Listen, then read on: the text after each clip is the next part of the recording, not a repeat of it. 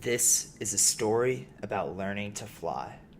Throughout this journey of my path to manhood, I'm going to tell you the most meaningful life experiences that helped my growth in understanding, my growth in virtue, and my growth in skills, or, in other words, my growth in head, heart, and hands. My story begins on March 17th, 1997 in Dallas, when I hatched out of my egg into my nest in the Highland Park neighborhood, which was a warm, sheltered, and pleasant ethos to begin my growth. My mom and dad cared for me with passion and patience, and my 4 older siblings were there as strong examples as I saw them make mistakes and mature. But I had no clue what life was like away from home, and I had no idea how lucky I was to be me. In order to help me grow even more, my parents found me a new nest away from home at St. Mark's, where I would spend the next 11 years. At the beginning of that journey, I sharpened my intellect, learned new skills, and made many friends in the classroom and on my sports teams. And this progress was important as I was beginning to learn to take flight. However, I would not make any major breakthroughs in my growth until I began exploring outside of my comfort zone and taking ownership of my new communities. One of the ways I started to grow beyond the shelter of my early years was by joining the St. Mark's water polo team. Our coach and guide was named Mihai Opria. Coach Opria created the team motto of discipline, courage, and love. And this motto provides a framework for the most significant virtues that I learned from this team. Through Coach Opria's tough practices, we learned the discipline needed to excel in the pool, and realizing that this discipline could be applied in other parts of my life was a crucial milestone in the development of my character. But the process of learning this discipline was not easy, and I had setbacks. During my sophomore year, I became overconfident in my water polo skills and started making crucial defensive mistakes because of a lack of discipline that cost our team goals. Coach Opria would criticize me harshly for such errors, but several times I was not coachable and I pushed back and argued with him. It took time, but eventually I realized that Coach's criticism was warranted, and I needed to practice with stronger discipline in order to fix my bad habits. Outside of the pool, Coach Opria would frequently hold long team meetings before practice to tell us stories about his life and to give us words of inspiration to teach us the courage to take risks and to help us learn virtues about living well. With this newfound courage and knowledge, I began to take on challenges like leadership roles in other parts of campus, which was another turning point for my growth. And finally, Coach Opria never failed to tell us how much he cared about us and how important it was to care for and to love each other as teammates. By being the recipient of his care, I realized that I could start being a caregiver for others like my teammates, friends, or even Coach himself. And this awareness was yet another vital moment along my path to manhood.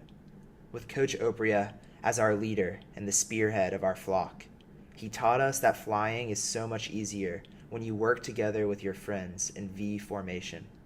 Through the words of inspiration and love that Coach Opria communicated to us on a daily basis, and the actions that he required of us in the pool, and he encouraged us to do out of the pool, he taught me valuable virtues on all 3 levels of head, heart, and hands.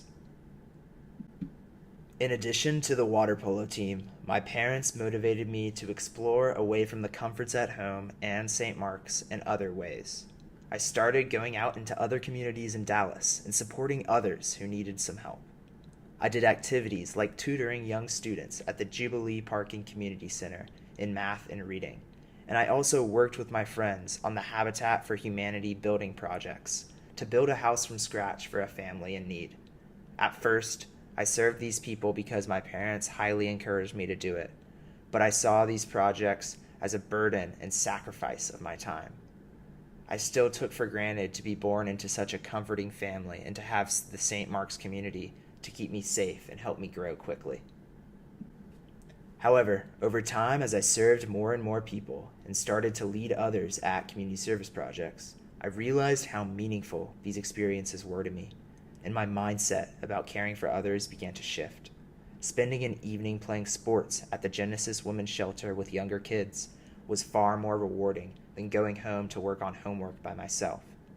I started going to service projects not because of my parents' urges or my motivation to improve my college resume, but because the time spent caring for others was valuable and fulfilling for me in itself.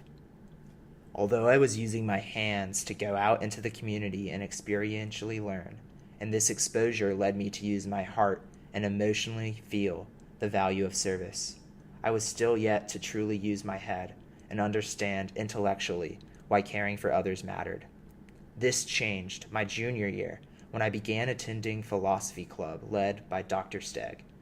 During club meetings, we discussed topics on how to live well, and one of Dr. Stegg's central teachings was about the difference between internal and external goods. While external goods like money, possessions like cars, and status from positions of power are tangible rewards to strive for, internal goods are active rewards achieved through doing. This concept made the purpose of service make sense. Caring for others gives us internal goods such as connection and belonging. By serving and caring for my world, I was not only making other people's lives better, but I was improving my own life as the caregiver because of the fulfillment I received in expanding myself by sharing in the lives of others.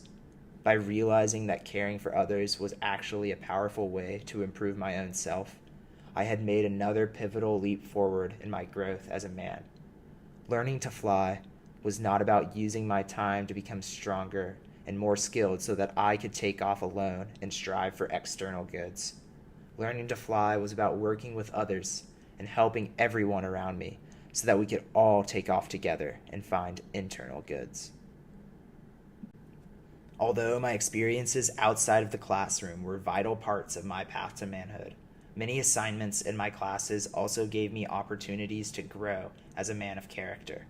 In my sophomore year English class, every student writes a family history paper. After conducting some initial interviews with relatives, I fell in love with the assignment. I was blessed to have relatives and ancestors with compelling life stories who had achieved incredible feats of external success. With this rich goldmine of information, I dug as deep as possible, spending more than 25 hours interviewing my relatives, including my mom and dad, over the course of a few months. After all of this work researching, I now face the daunting task of creating a coherent narrative and reflecting on the lessons I had learned. This reflection caused me to feel deep gratitude for the generations of my forebears that had worked tirelessly to make sure that their descendants lived high-quality lifestyles and received top-notch educations. Because of this gratitude, I poured my heart into the execution of the narrative and wrote over 60 pages.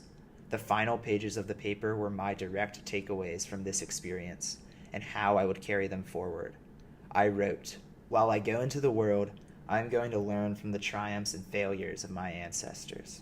However, I am going to make my own story, not allowing my relatives' triumphs to define me. Instead, I will let my own triumphs show others the true man I am. I am going to try to hit the home run. However, the home run for me is not about being famous or being rich.